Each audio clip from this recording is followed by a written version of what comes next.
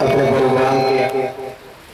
میں آپ حضرات کے سامنے جامعہ حسین بن علی کا مختصر تعارف کروانا چاہتا ہوں۔ میرے انتہائی واجب الاحترام محترم دوستو، جامعہ سیدنا حسین بن علی رضی اللہ تعالی عنہما اور جامعہ سیدہ فاطمہ الزہرا رضی اللہ تعالی عنہ کو امام الاتقیاء والاصفیاء حضرت اقدس مفتی محمد حسن صاحب دامت برکاتہم عالیہ کی سرپرستی حاصل ہے، اور اللہ رب العزت کے فضل و کرم اور آپ حضرات کے تعاون سے اس کے 12 شعبہ جات میں دین کی ترقی کا کام ہو رہا ہے۔ جامعہ سیدنا حسین بن علی میں شعبہ ناظرہ قرآن مجید کی 17 کلاسیں، شعبہ حفظ کی 5 کلاسیں اور شعبہ درس نظامی ایم.اے. اسلامیات کی 9 کلاسیں ہیں۔ اس کے علاوہ شعبہ خطابت، جس میں ہر جمعرات طلبہ اکرام کو فن خطابت سکھایا جاتا ہے، شعبہ امتحان، جس میں سہ-ماہی، شش-ماہی اور سالانہ کے علاوہ ہر 15 دن کے بعد ہر کتاب کا تحریری امتحان لیا جاتا ہے، شعبہ ڈسپینسری، جس میں بیمار طلبہ کا مفت علاج کیا جاتا ہے، شعبہ آبادی مساجد، قرب و جوار کی مساجد میں امامت و خطابت کے ساتھ درس قرآن کا سلسلہ بھی جاری ہے،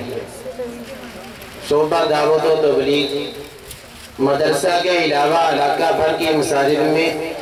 خطبہ کرام جمعہ کے بیانات بھی کرتے ہیں، شعبہ نشر و اشاعت میں مختلف کتب و رسائل کے علاوہ مختلف علماء کرام کے بیانات کا سلسلہ جاری و ساری ہے، شعبہ تجہیز و تکفین میں دنیا سے رخصت ہونے والے مسلمانوں کی سنت نبوی کے مطابق غسل اور تجہیز و تکفین کی جاتی ہے۔ اسی طرح جامعہ فاطمہ الزہرا للبنات کے درج ذیل شعبہ جات میں کام ہو رہا ہے، شعبہ درس نظامی ایم.اے. اسلامیات 6 سالہ کورس، دراسات دینیہ 2 سالہ کورس، اس کے علاوہ شعبہ خطابت، شعبہ تجوید اور شعبہ خطاطی بھی جاری ہے،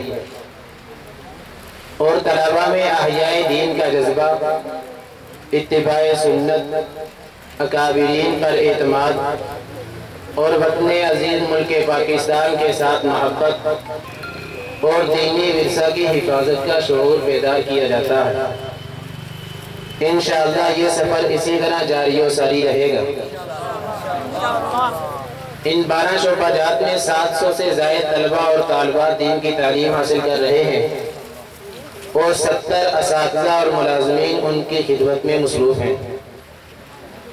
جامعہ کا ماہانہ کل خرچہ 6.5 لاکھ روپے ہے، اور سالانہ خرچہ تقریباً 72 لاکھ روپے ہے۔ اس کے علاوہ ماہانہ تقریباً 60 من گندم اور 5 من چاول بھی خرچ ہو رہے ہیں، جو صرف اور صرف اللہ رب العزت کی مدد و نصرت اور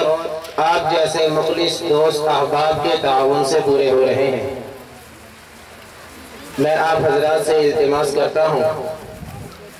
زکوٰۃ، صدقات، عطیات اور قربانی کی کھانے جامعہ کو دے کر اپنے لیے توشہ آخرت بنائیں۔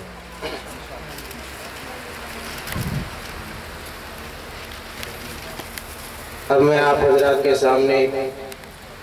اپنے معزز مہمان قاری محمد نعیم صاحب سے